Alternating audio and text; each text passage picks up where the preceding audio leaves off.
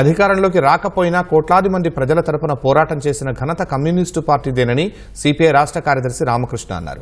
CPI శతవార్షికోత్సవంలో భాగంగా గుంటూరులో నిర్వహించిన భారీ ర్యాలీలో ఆయన పాల్గొన్నారు. అనంతరం బహిరంగ సభలో ప్రసంగించారు. స్వాతంత్ర్యానికి ముందు నుంచే ప్రజల పక్షం నిలిచిన కమ్యూనిస్టులు ఆంగ్లేయులకు వ్యతిరేకంగా పోరాటం చేశారని రామకృష్ణ గుర్తు చేశారు. సమైక్య కమ్యూనిస్టుల ఉద్యమం ద్వారానే సమాజానికి మేలు జరుగుతుందని, ఆ దిశగా సిపిఐ కృషి చేస్తుందని స్పష్టం చేశారు.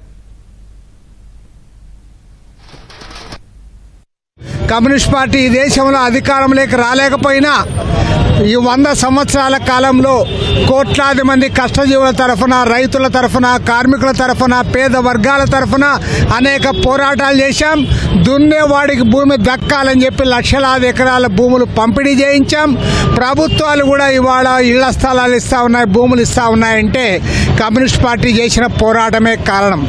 అందుకోసం ఇవాళ అనేక త్యాగాలతో ఎరుపెక్కిన కమ్యూనిస్ట్ పార్టీ ఎర్రజెండా రాబోయే 100 సంవత్సరాలైనా సరే పోరాటాల్లో ముందుకు సాగుతుంది.